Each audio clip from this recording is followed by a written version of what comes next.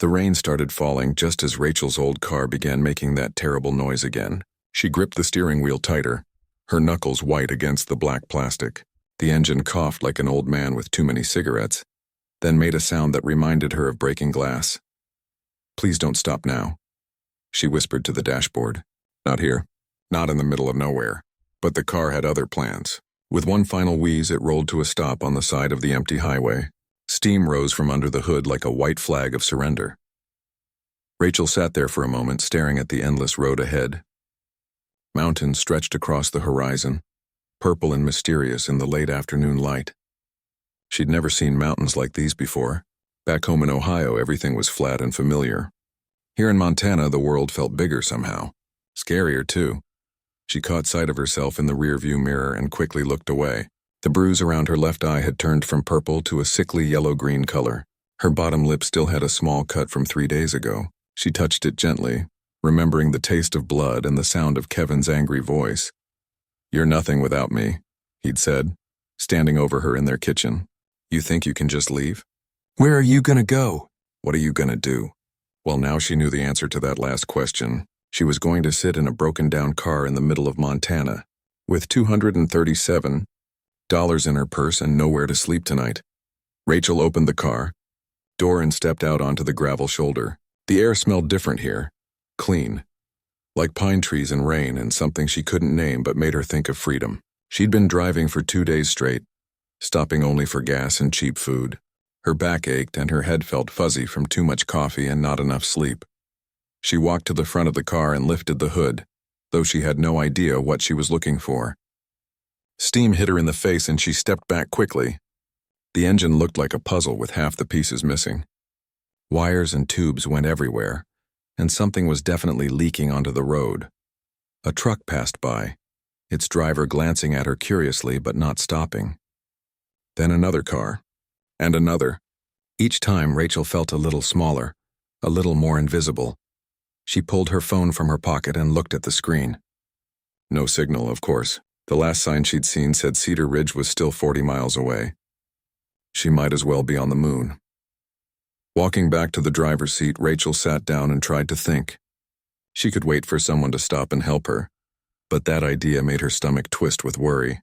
Kevin had taught her that strangers were dangerous, that people couldn't be trusted. Even though she'd left him, his voice still echoed in her head sometimes. She could try walking, but 40 miles was impossible, especially with her small suitcase and the rain starting to fall harder now. The drops hit her windshield like tiny fingers tapping, making her feel even more alone. Rachel reached into her purse and pulled out the crumpled paper with her sister's address. Lisa lived in California now, working at some tech company, and living in a place that sounded like paradise compared to the small apartment Rachel had shared with Kevin. But California was still hundreds of miles away, and calling Lisa meant admitting that everyone had been right about Kevin from the beginning. "He seems controlling," Lisa had said during their last phone call 6 months ago. "Are you sure you're happy?" Rachel had defended him then, made excuses about his stress from work and his difficult childhood. Now, sitting in her broken car with a face full of bruises, those excuses felt as empty as her gas tank. The rain was getting heavier, drumming against the roof like impatient fingers.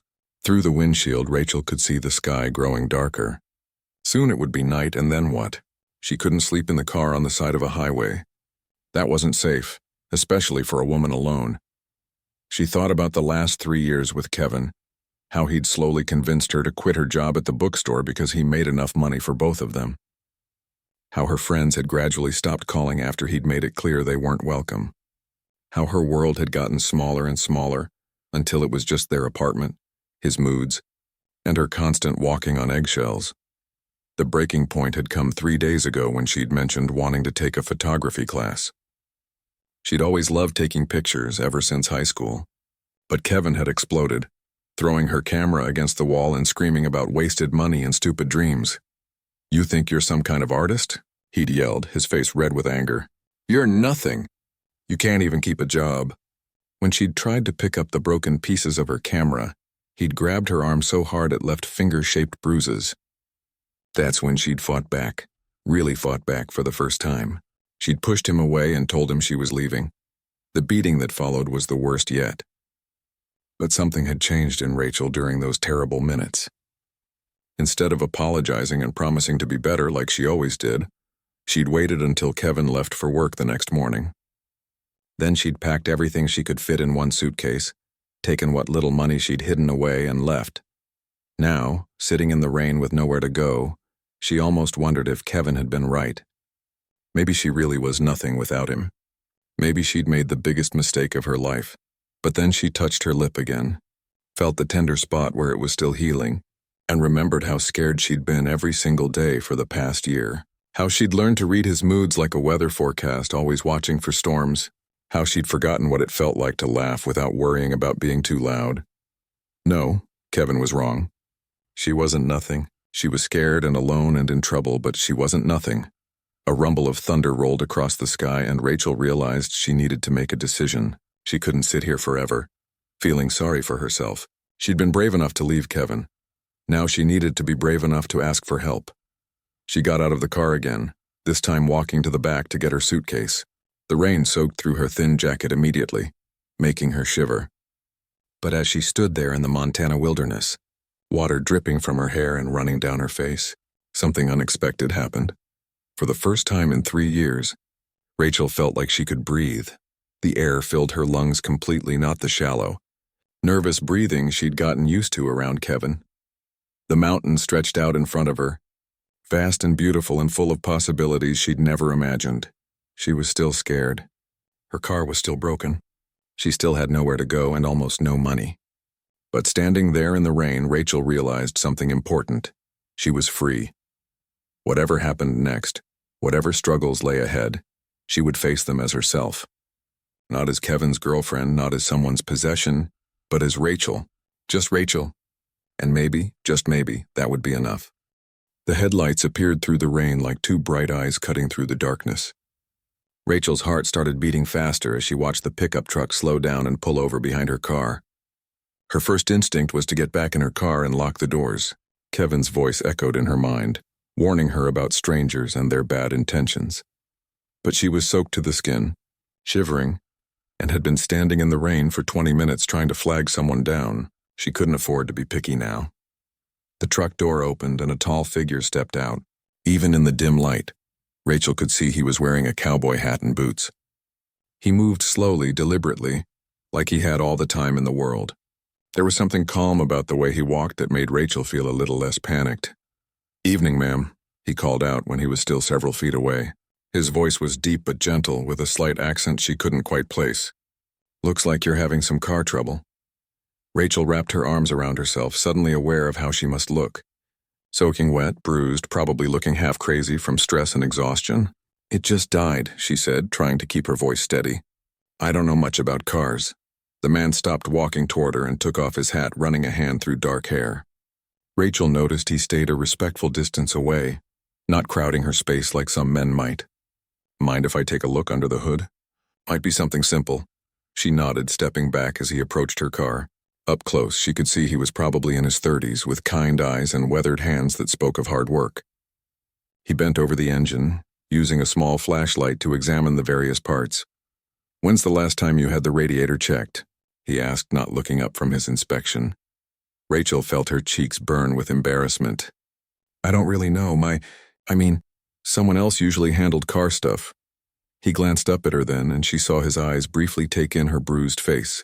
But he didn't stare or ask questions, just nodded and went back to looking at the engine. "Looks like your radiator's got a pretty bad leak," he said after a few minutes.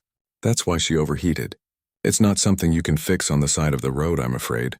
Rachel's shoulders sagged. She'd been hoping it would be something simple, something cheap. "How much do you think it would cost to fix?" The man straightened up and wiped his hands on a rag from his pocket. "Honestly, probably more than this car's worth. But let's not worry about that right now. You can't stay out here in this weather.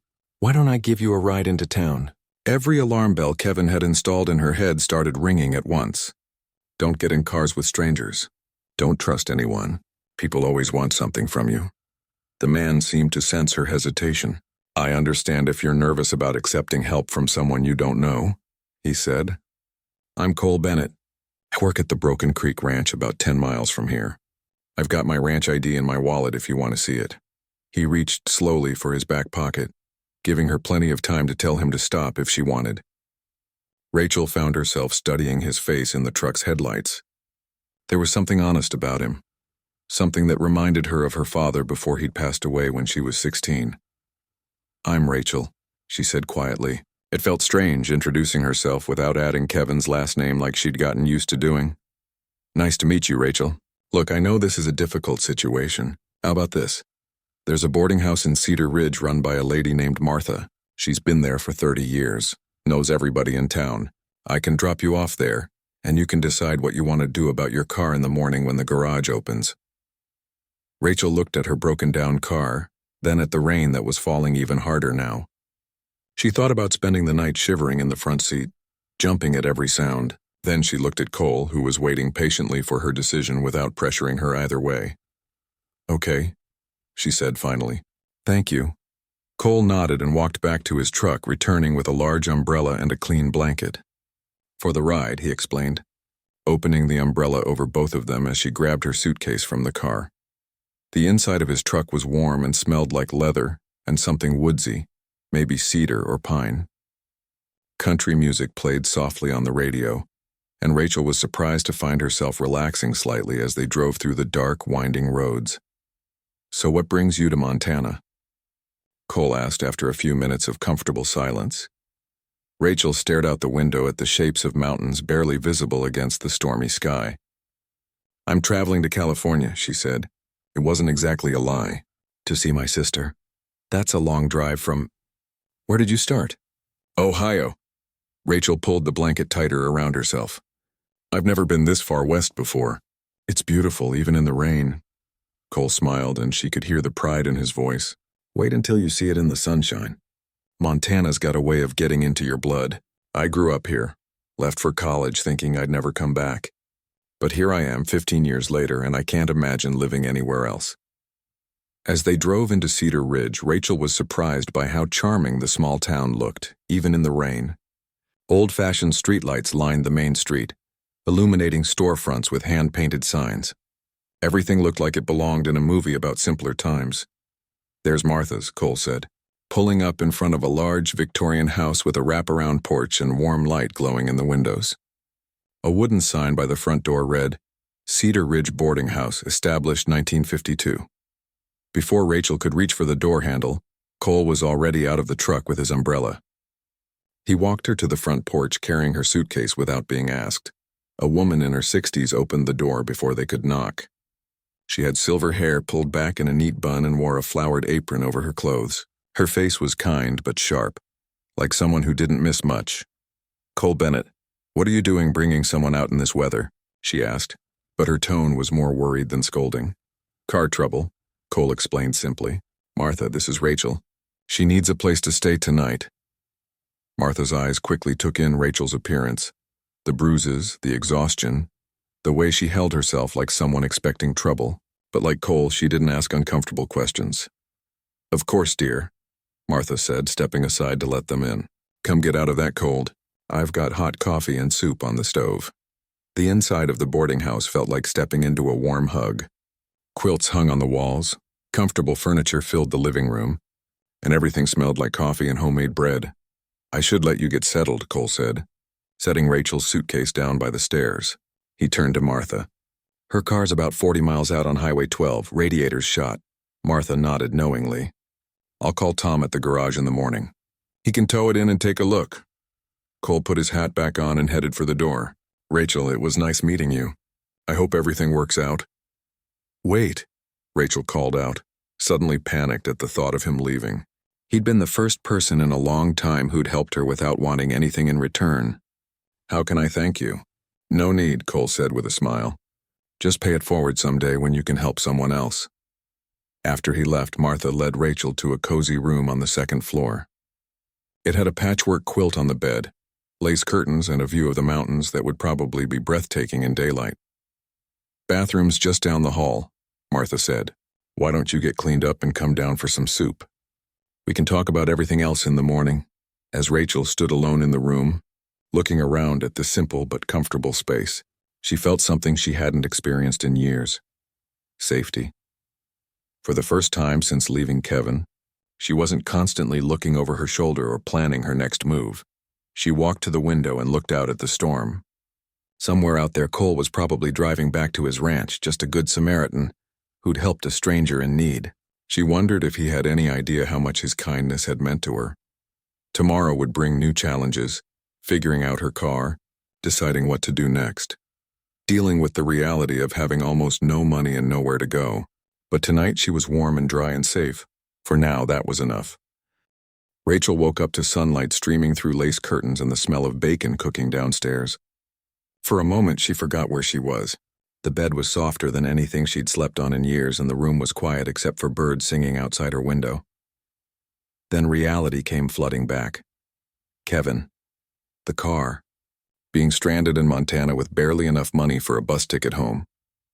If she even wanted to go home, which she wasn't sure she did. She got dressed quickly and made her way downstairs, following the sounds of conversation and clinking dishes. The dining room held several small tables covered with checkered tablecloths. A few people were eating breakfast and reading newspapers, looking relaxed and unhurried. "There she is," Martha called from the kitchen doorway.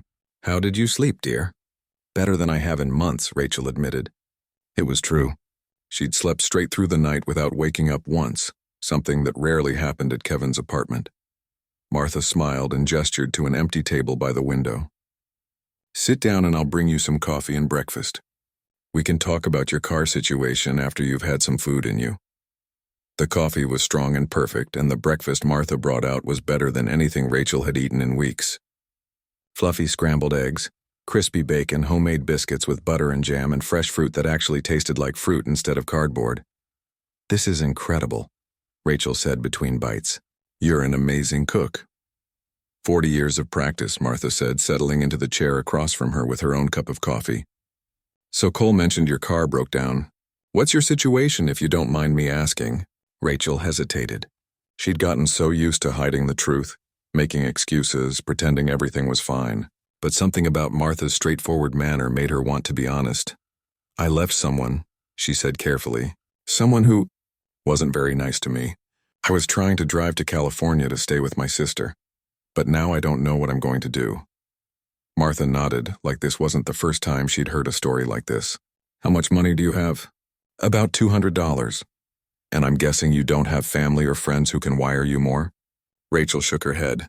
She could call Lisa, but her sister had her own problems. A new job, a new apartment, student loans to pay off. Rachel didn't want to be another burden. "Well," Martha said, leaning back in her chair, "it so happens I could use some help around here. My last cleaning girl moved to Billings last month, and this place doesn't run itself. Room and board plus a small salary in exchange for cleaning rooms and helping with laundry. Interested?" Rachel stared at her. "You don't even know me. I could be a terrible worker. I could steal from you," Martha chuckled. "Honey, I've been running this boarding house since before you were born. I've learned to read people pretty well. You're not a thief. You're just someone who's had a rough time and needs a fresh start. But what about my car? Tom at the garage called this morning. He towed it in and took a look. Cole was right about the radiator, but there's other problems too. Transmission's slipping, brakes need work. He estimates about $1,500 to make it roadworthy again." Rachel's heart sank. She might as well need $15,000. It was impossible. "However," Martha continued, "Tom mentioned that Doc Hayes is looking for someone to help in her office. Filing, answering phones, basic stuff. Between working here and there, you could probably save enough to either fix your car or buy a bus ticket to California in a month or two." "Dr. Hayes?" "Elizabeth Hayes. She's our town doctor. Been here about 10 years, moved from Seattle. She's good people. A little overworked since she's the only doctor within 50 miles. Rachel felt overwhelmed by the kindness of strangers. Back home, nobody helped anybody without expecting something in return. Here, people seemed to genuinely care about helping her get back on her feet. "Why are you doing this?" she asked. "Why are you all being so nice to me?" Martha smiled. "Because that's what neighbors do, dear. Because everyone deserves a second chance. And because I have a feeling Cedar Ridge could use someone like you." After breakfast, Martha walked Rachel through the boarding house, showing her what the job would involve. There were 8 guest rooms, each with its own bathroom, plus the common areas downstairs. The work was straightforward: changing sheets, cleaning bathrooms, vacuuming, dusting. Most of our guests are traveling business people or folks visiting family, Martha explained. We get some tourists in the summer wanting to see the mountains. Generally quiet, respectful people. They walked to the small apartment behind the kitchen that would be Rachel's if she took the job. It had a bedroom, a tiny living area, and a bathroom. Simple but clean, with windows that looked out on Martha's flower garden. It's perfect, Rachel said. She meant it. After years of living in Kevin's sterile apartment where she wasn't allowed to change anything or put up her own pictures, this little space felt like a palace. Good. Now let's go meet Doc Hayes. The medical clinic was a converted house on Main Street, painted cheerful yellow with white trim. A bell jingled when they walked in, and Rachel was struck by how different it was from the cold institutional doctor's offices she was used to. This felt more like visiting someone's home. Dr. Hayes emerged from a back room, and Rachel was surprised to see she was younger than expected, maybe early 40s, with curly brown hair and kind eyes behind wire-rimmed glasses. "Martha," she said warmly, "and you must be Rachel. Cole mentioned you might be staying in town for a while." "Word travels fast around here," Rachel said. Dr. Hayes laughed. "Faster than the speed of light. But don't worry, it's mostly good-natured curiosity. We don't get many newcomers, so when someone arrives, especially someone who might stick around, everybody wants to help." She showed Rachel around the small clinic, explaining what the job would involve: basic office work, scheduling appointments, maintaining patient files. Nothing too complicated, but important work that would help the doctor focus on treating patients instead of paperwork. "I should mention," Dr. Hayes said as they finished the tour, "I know you've been through something difficult recently. I'm also the only doctor in town, which means I've treated my share of women who've left bad situations. If you ever need to talk, or if you need any kind of medical attention, please don't hesitate to ask." Rachel touched her face self-consciously. The bruises were fading but still visible. "Thank you. That means a lot. One more thing," Dr. Hayes added quietly. "If anyone comes looking for you, anyone who makes you uncomfortable, you let me or Martha or Sheriff Bradley know immediately. We look after our own here." By afternoon, Rachel had 2 jobs and a place to live. It felt surreal, like she'd stumbled into some kind of alternate universe where people were genuinely good to each other. She walked back to the boarding house through downtown Cedar Ridge, really seeing the town for the first time in daylight.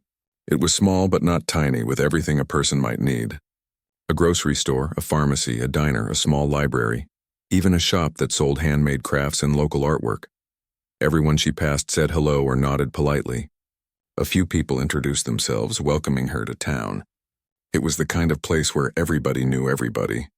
But instead of feeling claustrophobic like she'd expected, it felt safe. That evening, she called her sister from the phone in Martha's kitchen. "Rachel!" Lisa's voice was excited and relieved. "I've been so worried." "Where are you?" "Montana. A little town called Cedar Ridge. My car broke down, but I'm okay." She told Lisa about Martha, about the job, about how people had been helping her. She didn't mention Kevin or the bruises or how scared she'd been. "It sounds wonderful," Lisa said. "But are you sure you don't want to come to California? I could send you bus money." "I think I need to stay here for a while," Rachel said, surprising herself with the certainty in her voice. "I need to figure some things out." "Okay, but promise me you'll call if you need anything." "Anything at all." After hanging up, Rachel sat on the front porch of the boarding house watching the sun set behind the mountains. The peaks turned purple and gold in the fading light, and she understood what Cole had meant about Montana getting into your blood. For the first time in years, she felt like she had choices. She could save money and fix her car, continue on to California. She could stay in Cedar Ridge longer, maybe find a permanent place here.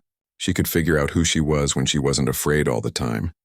The future felt wide open, full of possibilities she'd never imagined. And that was both terrifying and wonderful at the same time. Tomorrow would be her first day of work at both jobs. Tomorrow she would start building a new life, one day at a time. But tonight, she was content to sit on the porch and watch the stars come out over Montana, feeling grateful for the kindness of strangers who were quickly becoming something more like friends. 3 weeks into her new life in Cedar Ridge, Rachel had settled into a routine that felt almost normal. Mornings at the boarding house cleaning rooms and helping Martha with breakfast service. Afternoons at Dr. Hayes's clinic filing papers and scheduling appointments. The work wasn't glamorous, but it was honest and gave her a sense of purpose she'd forgotten she could have. The bruises on her face had faded to nothing, and she'd gained back some of the weight she'd lost during those final stressful months with Kevin.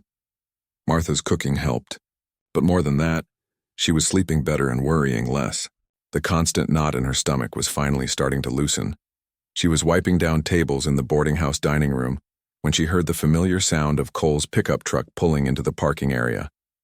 Over the past few weeks, he'd gotten into the habit of stopping by most mornings for coffee and Martha's homemade cinnamon rolls before heading out to work at the ranch. "Morning. Ladies?" he called as he came through the front door, hanging his cowboy hat on the rack by the entrance. His hair was still damp from a shower and he smelled like soap in the outdoors. "Right on time," Martha said, emerging from the kitchen with a steaming mug of coffee and a plate with 2 cinnamon rolls. "I swear you can smell these things from miles away," Cole grinned. "It's a gift." His eyes found Rachel's and he gave her the easy smile that had become familiar. "How's the new job going?" "Good," Rachel said, continuing to clean but feeling herself relax in his presence. "Dr. Hayes is really nice to work for, and the filing system there was a disaster before I arrived, so I'm actually being helpful." "She's being modest," Martha interjected. "Doc Hayes told me yesterday that Rachel's the best help she's ever had. Organized the whole office in 2 weeks. Rachel felt her cheeks warm at the praise. At Kevin's apartment, nothing she did was ever good enough. Here, people seemed to notice and appreciate her efforts. Cole sat at his usual table by the window, and after a moment's hesitation, Rachel joined him with her own cup of coffee. This had become part of their morning routine too, though she still felt a flutter of nervousness each time she sat down across from him. "Any word on your car?" he asked, taking a bite of cinnamon roll. Rachel shook her head. "Tom says it's not worth fixing. The repair costs more than I could sell it for even if it was running perfectly. I'm saving up for a bus ticket to California, but honestly..." She trailed off, not sure how to finish that sentence. "Honestly what?" "I'm not sure I want to leave yet." The admission surprised her. She hadn't realized she'd been thinking it until the words came out. Cole studied her face. "Cedar Ridge growing on you?" "Maybe, I don't know. I've never lived in a small town before. Back in Ohio, I hardly knew my neighbors' names. Here, everyone knows everyone, and they actually care about each other. It's different." "Different good or different scary?" Cole asked, and something in his tone made Rachel look at him more carefully. "A little of both, I guess." She wrapped her hands around her coffee mug, using the warmth to steady herself. "I'm not used to people being nice without wanting something in return." Cole was quiet for a moment, and Rachel wondered if she'd said too much. She was still learning how to have normal conversations with people, especially men. Kevin had controlled so much of what she could say and do that sometimes she felt like she was learning how to be herself all over again. "Can I ask you something?" Cole said finally. Rachel tensed. "Okay. The person you left in Ohio, he hurt you, didn't he?" Rachel's first instinct was to deny it, to make excuses, to protect Kevin's reputation the way she'd trained herself to do. But something about Cole's quiet understanding made the truth come out instead. "Yes," she said simply. Cole nodded, no shock or pity in his expression. "I figured. I've seen that look before. My sister went through something similar with her first husband." "What happened to her?" "She got out. Took their little boy and moved back home with my parents for a while. It wasn't easy, but she rebuilt her life. She's married again now to a guy who treats her like gold. They have 2 more kids and run a horse rescue outside of Missoula." The idea that someone could go from an abusive relationship to happiness seemed almost too good to believe. "She was lucky. She was brave," Cole corrected gently. "Same as you." Rachel shook her head. "I don't feel brave. I feel like I'm barely holding it together most of the time. Brave people usually do. It's the ones who think they have nothing to fear who make the biggest mistakes." Martha appeared at their table with the coffee pot, refilling both their mugs. "You two look awfully serious this morning." "Just talking about life," Cole said easily. After Martha left, Cole leaned back in his chair and looked out the window at the mountains. "You know, the ranch is always looking for help with the books. The owner, Mr. Patterson, is getting older, and his handwriting is terrible. Plus, he hates dealing with paperwork. If you're interested in picking up some extra work, I could introduce you." Rachel felt that familiar flutter of panic at the thought of taking on more responsibility, of people depending on her. But she also felt a spark of interest.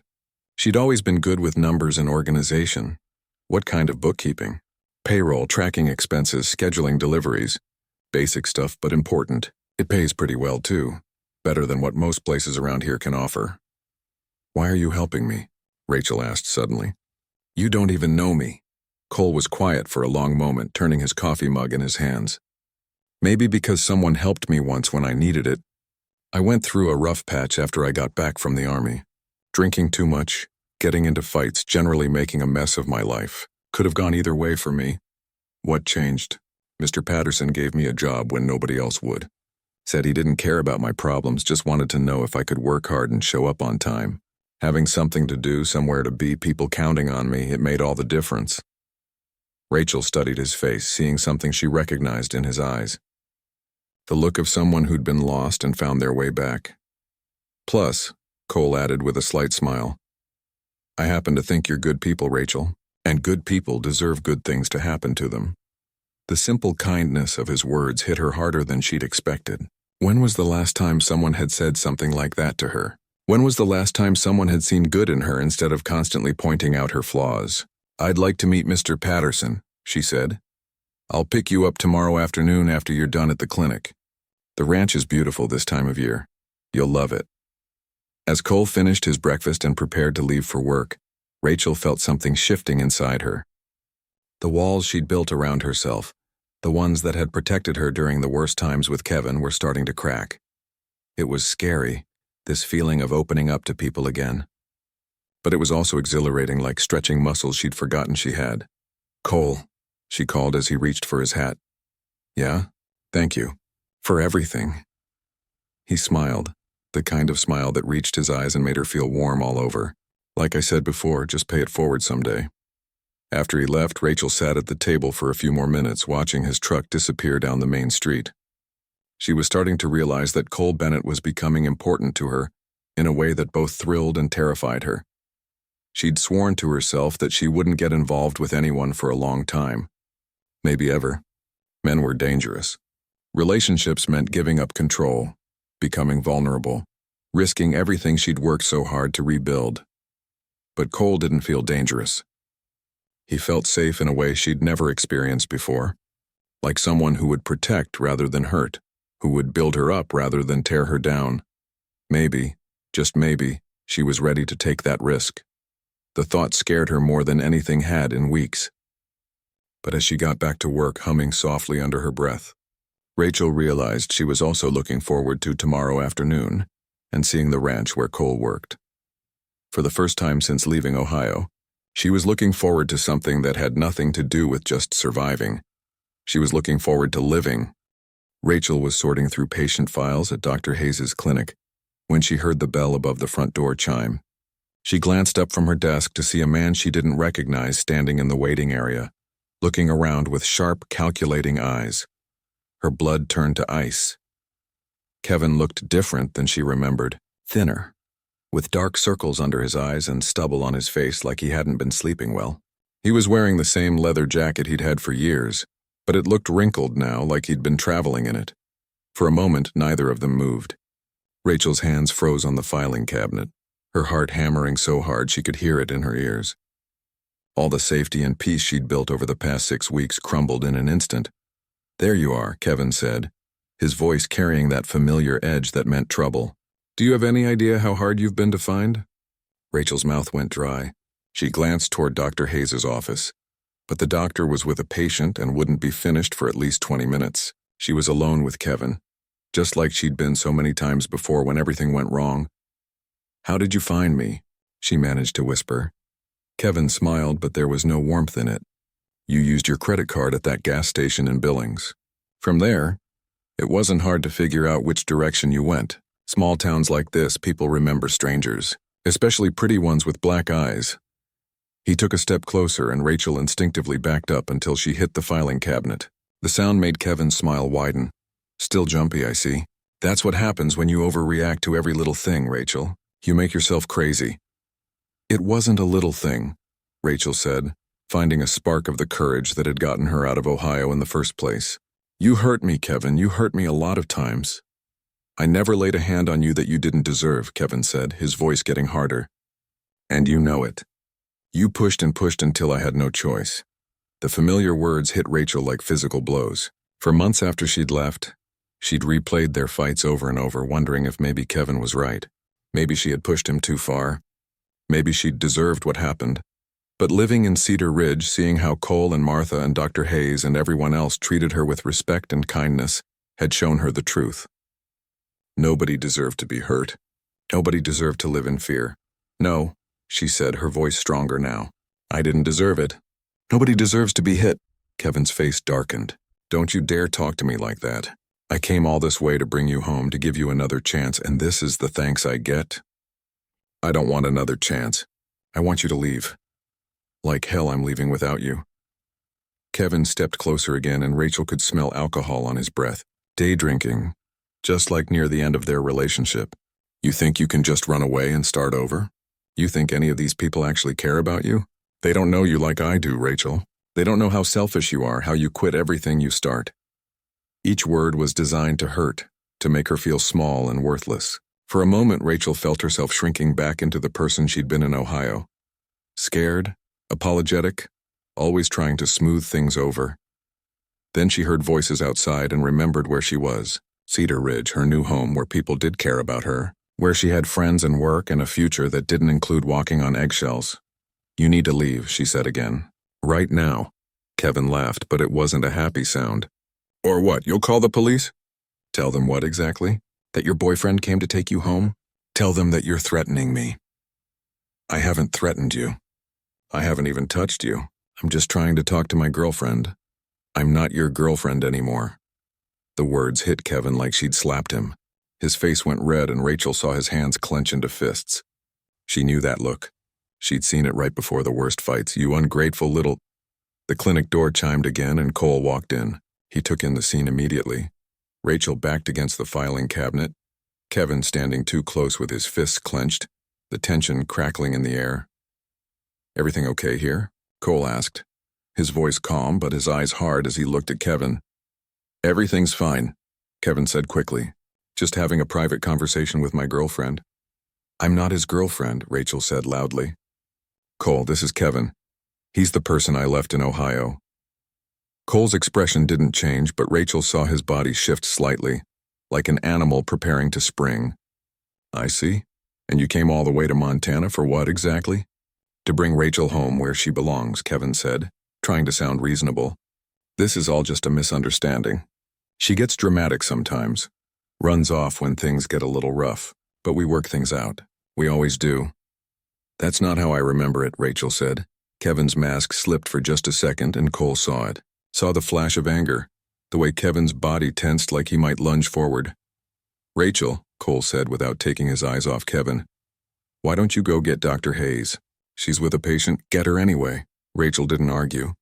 She slipped past Kevin, giving him as wide a berth as possible, and hurried toward the back of the clinic. Behind her she could hear Cole's voice, still calm but with steel underneath. I think you should leave. I'm not going anywhere without Rachel. Yes, you are. Either you walk out that door right now, or I'll call Sheriff Bradley and you can explain to him why you're harassing a woman who doesn't want to see you. Rachel found Dr. Hayes in her office and quickly explained the situation. The doctor's face went grim and she immediately reached for her phone. I'm calling Tom Bradley, she said. Kevin's not supposed to be here, and if he's making threats, he didn't exactly threaten me, Rachel said. He was careful about that, but Cole could tell something was wrong. They hurried back to the front of the clinic where they found Cole and Kevin facing off near the door. Kevin looked frustrated and angry while Cole looked like a man who was ready for whatever might happen next. Problem here? Dr. Hayes asked, her voice carrying the authority of someone used to being obeyed. Kevin turned on his charm, the same smile Rachel had fallen for years ago. No problem at all, doctor. Just trying to talk my girlfriend into coming home. I'm sure you understand, sometimes couples have disagreements. I understand that the woman in question has asked you to leave, and you're refusing to do so. That's called harassment. Now wait just a minute. The clinic door opened again and Sheriff Tom Bradley walked in. He was a big man with gray hair and kind eyes that could turn hard when necessary. Right now they were focused on Kevin like a laser. Afternoon, folks. Got a call about some kind of disturbance? Kevin's confident expression faltered slightly. No disturbance, Sheriff. Just a misunderstanding between me and my girlfriend. Ex-girlfriend, Rachel corrected firmly. Sheriff Bradley looked at Rachel, taking in her pale face and the way she was staying as far from Kevin as possible. "Ma'am, is this man bothering you?" "Yes," Rachel said. It felt good to say it out loud, to stop making excuses. "I left him 6 weeks ago and I don't want to see him. I want him to leave me alone." "You heard her," Sheriff Bradley said to Kevin. "Time to go." Kevin's composure finally cracked. "This is ridiculous. She's my girlfriend. We live together." "Not anymore," the sheriff said. "You can leave voluntarily or I can arrest you for harassment and disturbing the peace. Your choice." For a moment, Rachel thought Kevin might actually try to fight. She could see him weighing his options, looking around at all the faces watching him with disapproval and suspicion. Finally, he stepped back. "Fine, but this isn't over, Rachel. You can't just throw away 3 years like it means nothing. Watch me," Rachel said. Kevin stared at her for a long moment, and Rachel saw something in his eyes she'd never seen before. Fear. He was scared that he was really losing her. Scared that his control over her was gone for good. "You'll come crawling back," he said, trying to regain some of his power. "You always do. And when you do, don't expect me to be waiting." "I won't," Rachel said.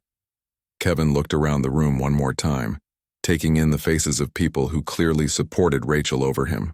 Then he turned and walked out, slamming the door behind him. The silence that followed felt heavy and strange. Rachel realized she was shaking, her legs unsteady beneath her. "You okay?" Cole asked, moving closer but not touching her without permission. "I think so," Rachel said. "I can't believe he found me." "I'm going to follow him out of town," Sheriff Bradley said. "Make sure he actually leaves. And Rachel, I want you to think about getting a restraining order. What he did today, showing up at your workplace, refusing to leave when asked, that's enough for a judge to take seriously." After the sheriff left, Dr. Hayes made Rachel sit down and drink some water. Her hands were still shaking, but she felt something she hadn't expected. Relief. "I stood up to him," she said wonderingly. "I actually told him no." "You did," Cole said, sitting beside her. "You were amazing. I was terrified." "Courage isn't not being scared," Dr. Hayes said. "Courage is being scared and doing the right thing anyway." As the adrenaline began to fade, Rachel felt emotionally exhausted, but also strangely proud.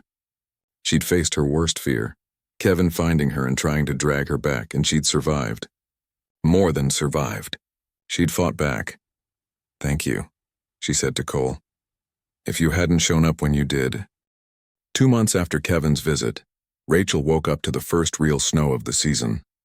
She stood at her bedroom window in the boarding house, watching fat white flakes drift down from a gray sky, transforming Cedar Ridge into something that looked like a Christmas card. She'd gotten the restraining order Sheriff Bradley had recommended, and Kevin hadn't been back since. Slowly, the knot of anxiety in her stomach had started to loosen again. She was sleeping better, laughing more, and beginning to feel like the person she'd been before Kevin had convinced her she was worthless. The work at Broken Creek Ranch had become her favorite part of the week. 3 afternoons a week, Cole would pick her up after her shift at the clinic and they'd drive out to the sprawling property where she helped Mr. Patterson with his books. The old rancher had turned out to be a gentle soul with terrible handwriting and a gift for storytelling. But if she was honest with herself, the bookkeeping wasn't the real reason she looked forward to those afternoons. It was the time she spent with Cole afterward, when he'd show her around the ranch or they'd sit on the porch of the main house, talking about everything and nothing while watching the sun set behind the mountains. Today was Thursday, which meant Cole would be picking her up in a few hours. The thought made her stomach flutter in a way that was both wonderful and terrifying. She was falling for him. There was no point in denying it anymore. The way he made her laugh, the patient way he'd taught her to ride one of the gentler horses, the way he looked at her like she was something precious, it all made her feel things she'd thought Kevin had destroyed forever. But with those feelings came fear. What if she was reading the signals wrong? What if Cole was just being kind to someone who needed help? What if she was setting herself up for another heartbreak? "You're overthinking again," she told her reflection in the bathroom mirror as she got ready for work. At the clinic, Dr. Hayes noticed her distraction immediately. "You've been staring at that same patient file for 10 minutes, the doctor said with amusement. "Either Mr. Johnson's case is more fascinating than I thought or something else is on your mind." Rachel felt her cheeks heat up. "Sorry, I was just thinking. About a certain cowboy, perhaps? Is it that obvious?" Dr. Hayes laughed. Only to everyone in town. Rachel, honey, that man is head over heels for you. The question is, what are you going to do about it? I don't know, Rachel admitted. I'm scared of Cole, of myself, of messing things up, of not knowing how to be in a relationship with someone who's actually nice to me. Dr. Hayes sat on the edge of Rachel's desk, her expression serious.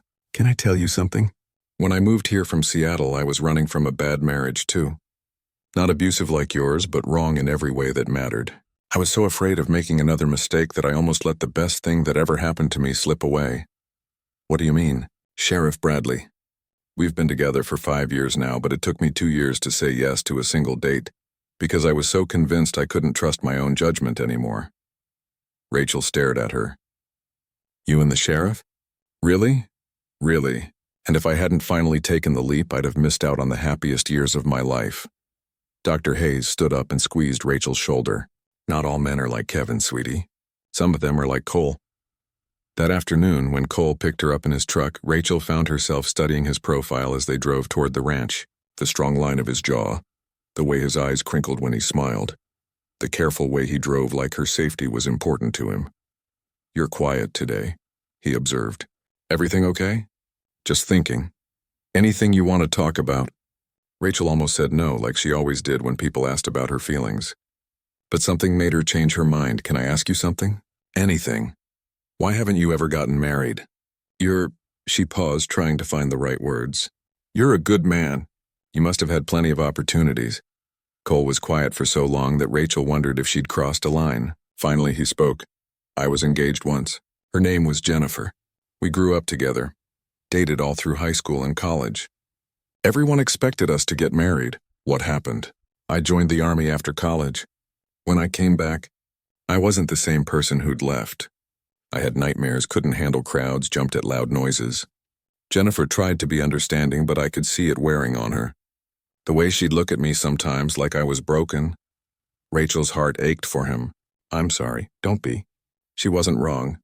I was broken for a while, and she deserved someone who could give her the life she wanted.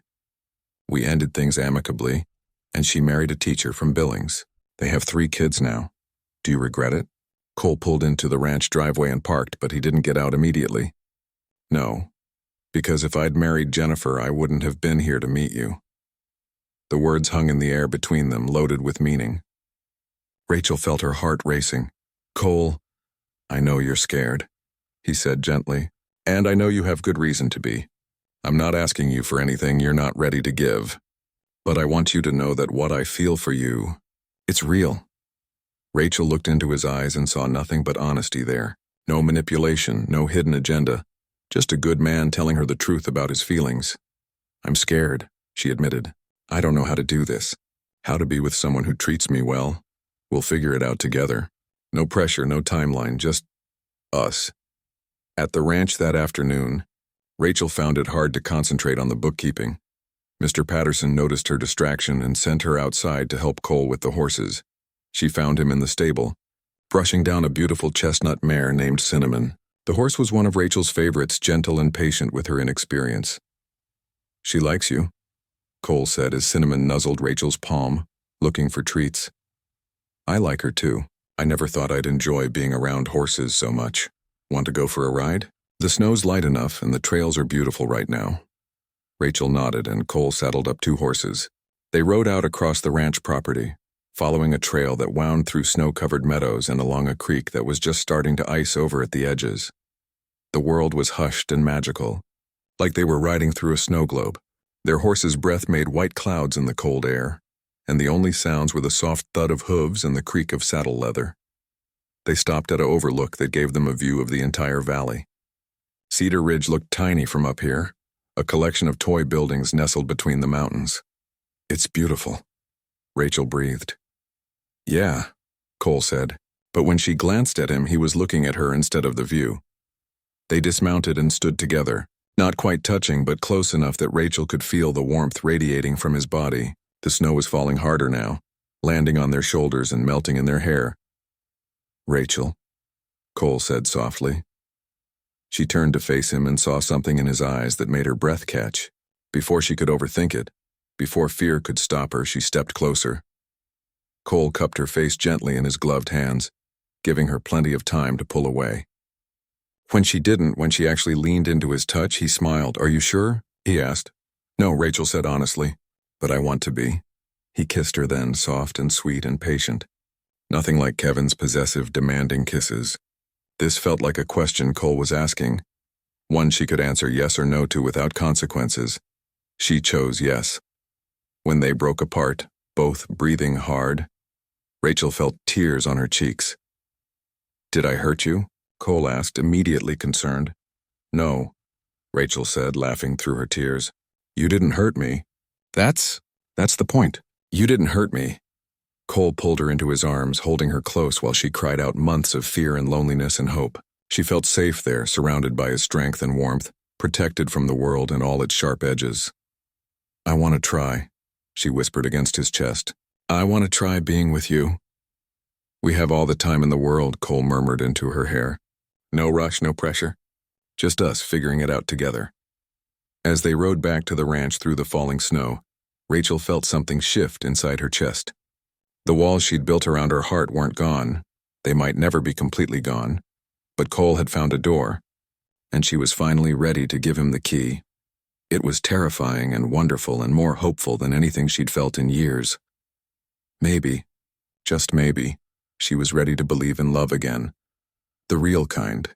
The kind that built you up instead of tearing you down. The kind that felt like coming home after a long journey through dangerous territory. The kind of love she was beginning to believe she deserved. Spring came to Cedar Ridge like a gentle awakening. The snow melted from the mountains in rushing streams, wildflowers dotted the meadows in splashes of purple and yellow, and Rachel found herself humming while she worked. She and Cole had been together for 4 months now, taking things slowly but steadily, building something beautiful and real.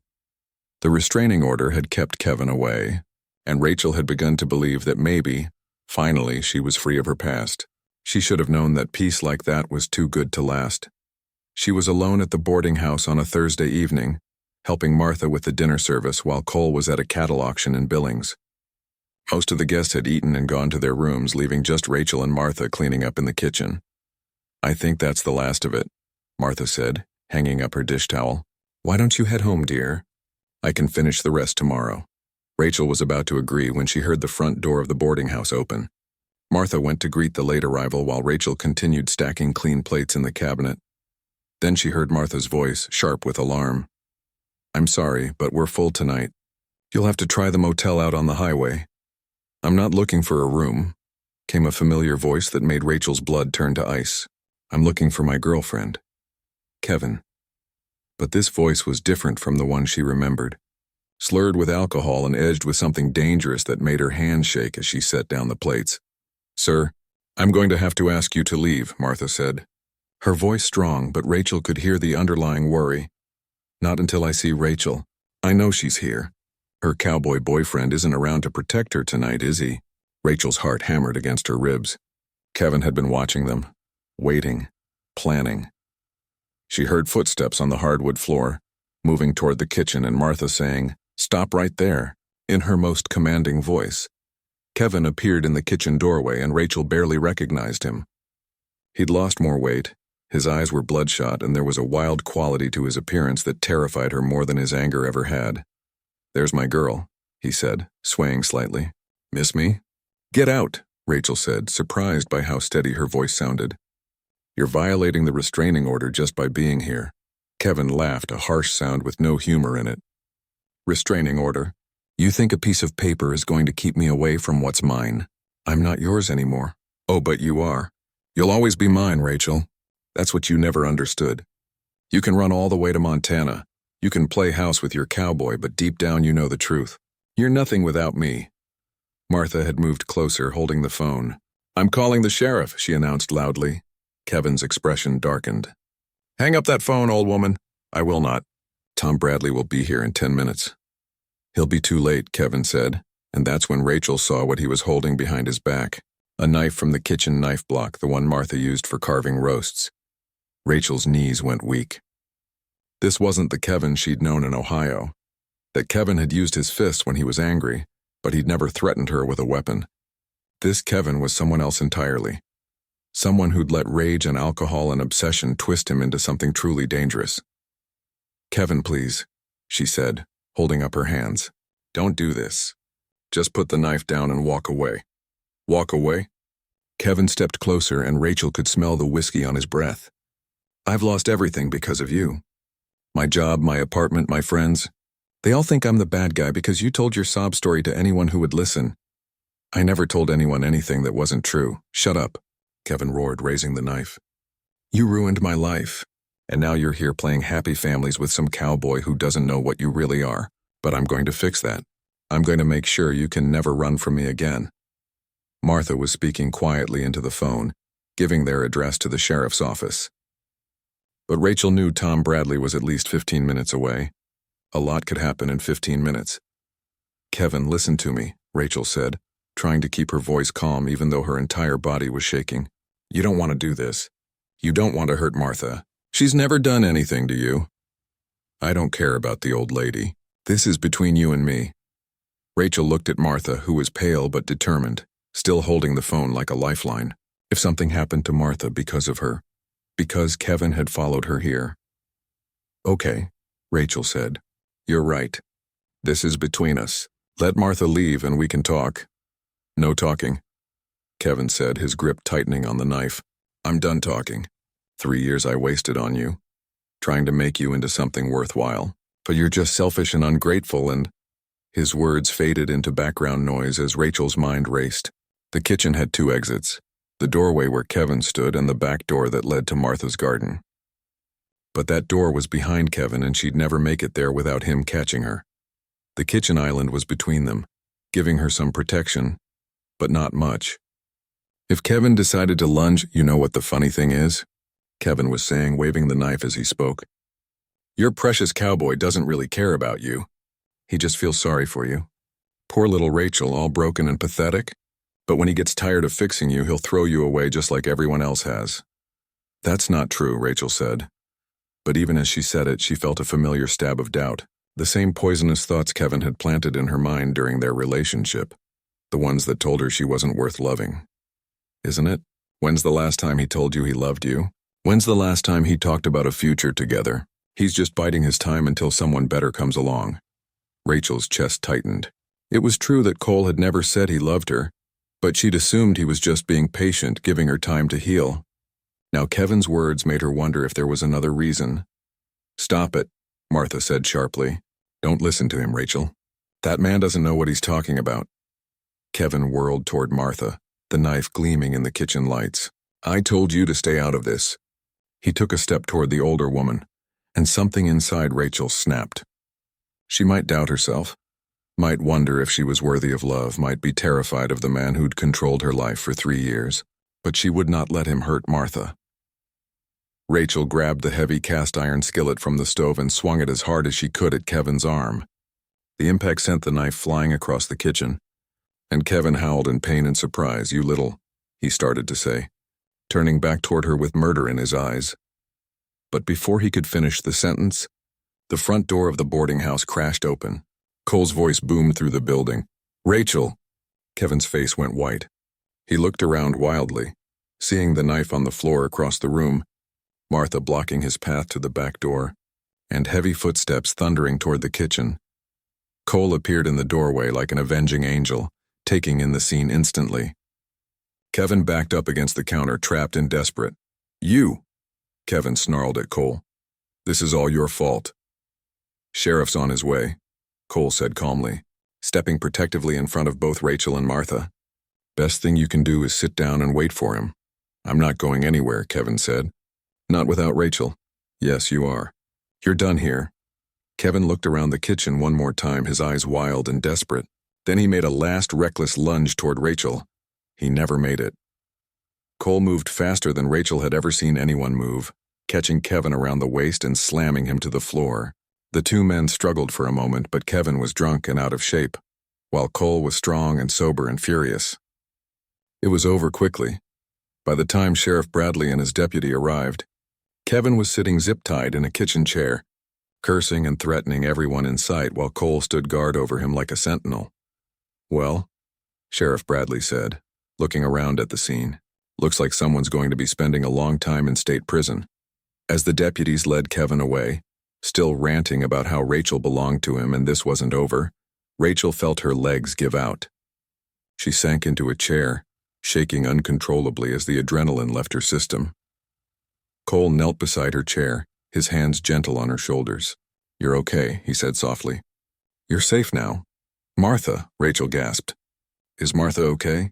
"I'm fine, dear," Martha assured her, though she looked shaken. "Thanks to you. That was very brave, hitting him with the skillet. How did you know to come back?" Rachel asked Cole. "The cattle auction ended early, so I decided to surprise you. When I got here and saw his car..." Cole's jaw clenched. "I should have been here. I should have protected you. You did protect me. You came when I needed you." Cole pulled her into his arms, and Rachel felt the last of her fear melt away. She was safe. Martha was safe. And Kevin was finally truly gone. But more than that, she realized something important had happened tonight. When Kevin had threatened Martha, Rachel hadn't frozen. She hadn't cowered or apologized or tried to smooth things over. She had fought back. She was stronger than she'd known, braver than she'd believed, and for the first time since leaving Ohio, she truly felt free. "I love you," she whispered against Cole's chest, the words coming from somewhere deep and true inside her. She felt him go still, then his arms tightened around her. 1 year later, Rachel stood in front of the mirror in Martha's guest room adjusting the simple white dress she'd chosen for her wedding day. It wasn't fancy. Just a knee-length dress with lace sleeves that she'd found at a boutique in Billings. But it made her feel beautiful. More importantly, it made her feel like herself. "You look radiant, dear," Martha said from the doorway, her eyes misty with tears. Rachel smiled at her reflection. The woman looking back at her was someone she barely recognized from 2 years ago. Her face was fuller now, healthy and glowing. Her hair had grown out and shone with vitality. But the biggest change was in her eyes. The fear was gone, replaced by a confidence and peace she'd never thought possible. "I can't believe this is really happening," Rachel said, touching the small diamond pendant Cole had given her for Christmas. His grandmother's necklace, passed down through 3 generations of Bennett women who had found love in these mountains. "Believe it," Martha said, coming to stand behind her. "You've earned every bit of happiness coming your way." The past year had been full of healing and growth. Kevin was serving a 5-year sentence for aggravated assault and stalking, and Rachel had finally stopped looking over her shoulder every time she left the house. The nightmares had faded, replaced by dreams of the future she was building with Cole. She'd expanded her bookkeeping business beyond the ranch, picking up clients throughout the county. To her surprise, she discovered she had a real talent for helping small business owners organize their finances. Dr. Hayes had encouraged her to take some online accounting courses, and Rachel had thrown herself into learning with an enthusiasm that surprised everyone, including herself. But perhaps the most meaningful change was the photography. She'd saved up enough money to buy a new camera, a much better one than Kevin had destroyed, and had started taking pictures of the Montana landscape that surrounded her new home. At first it was just for herself, a way to capture the beauty that filled her days. But when she'd shown some of her work to the owner of the local craft store, he'd asked if he could display them for sale. Now, her photographs of sunrise over the mountains, wildflower meadows, and snow-covered ranch scenes hung in businesses throughout Cedar Ridge. She'd even had a small show at the library, with all the proceeds going to a shelter for domestic violence survivors in Billings. 5 minutes, Dr. Hayes called from downstairs, and Rachel felt her stomach flutter with nervous excitement. They'd decided to have the wedding at the ranch, in the same meadow where Cole had first kissed her in the snow. It was a small ceremony, just 30 people who had become like family to Rachel. Martha, Dr. Hayes, and Sheriff Bradley, Mr. Patterson from the ranch, Cole's parents who had driven down from Calgary, and a handful of other friends who had welcomed Rachel into their community with open arms. Lisa had flown in from California, tears streaming down her face when she saw how happy and healthy her sister looked. "I was so worried about you," she'd whispered during their reunion. "But look at you now. You're glowing." As Rachel walked downstairs, she could see through the front windows to where white chairs were arranged in neat rows in the meadow. Wildflowers decorated the makeshift aisle, and a simple arch made of aspen branches marked where she and Cole would exchange vows. The guests were already seated, Their faces turned expectantly toward the house. Rachel spotted Cole standing at the altar with his best man, Mr. Patterson, who had insisted on the honor despite being old enough to be Cole's grandfather. Even from this distance, Rachel could see Cole's face light up when he spotted her in the window. He was wearing a dark suit that made his shoulders look impossibly broad, and his usual cowboy hat had been replaced by his father's dress Stetson for the occasion. "Ready?" Sheriff Bradley asked, offering her his arm. When Rachel had mentioned that she had no one to walk her down the aisle, Tom had volunteered immediately. "It would be my honor," he'd said simply. Rachel took his arm, feeling grateful for all the father figures who had stepped into her life when she'd needed them most. Mr. Patterson, who treated her like the daughter he'd never had.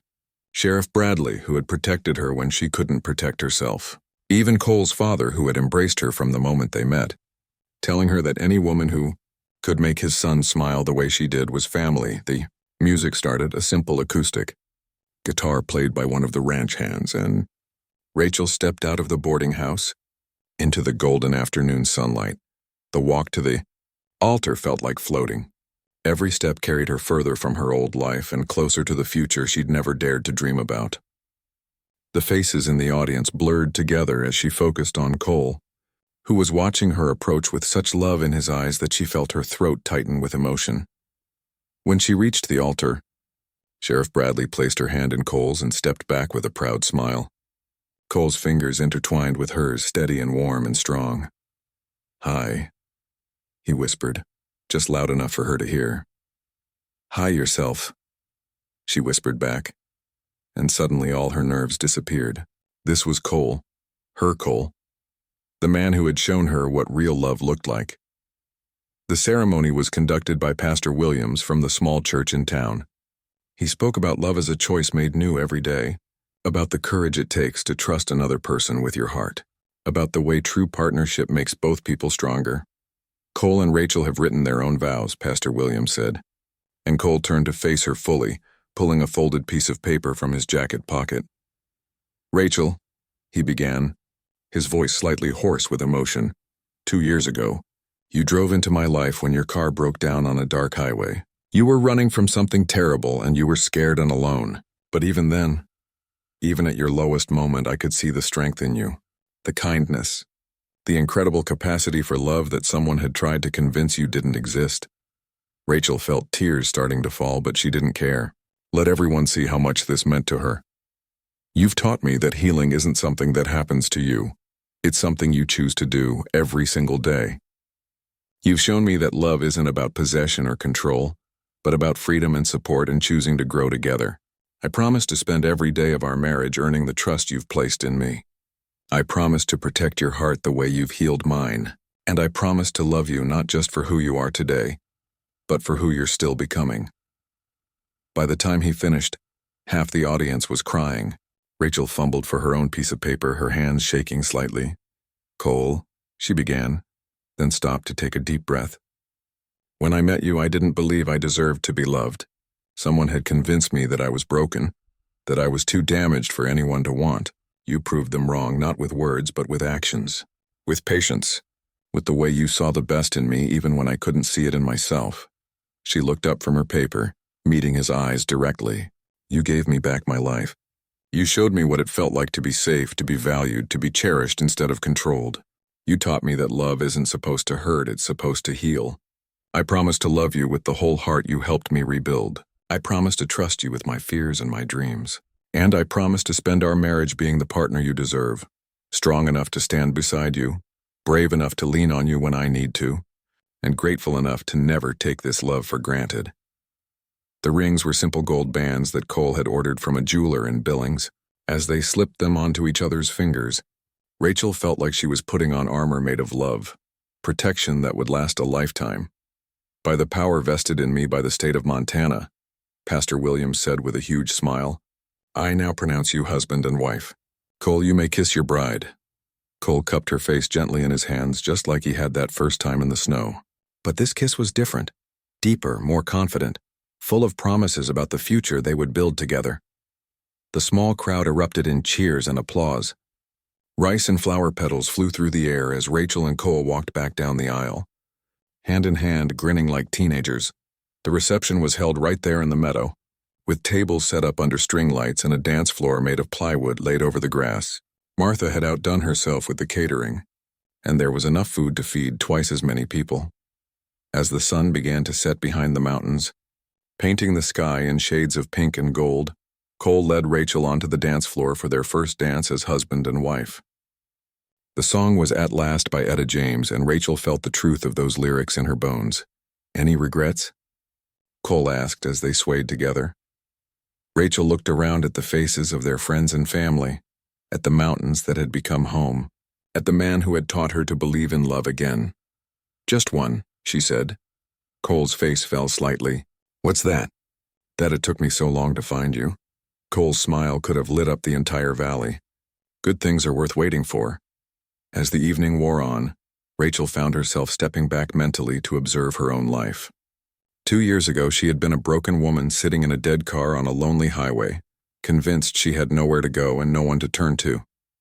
Tonight, she was surrounded by love, married to a man who treated her like a queen, living in a place where people cared about each other's well-being.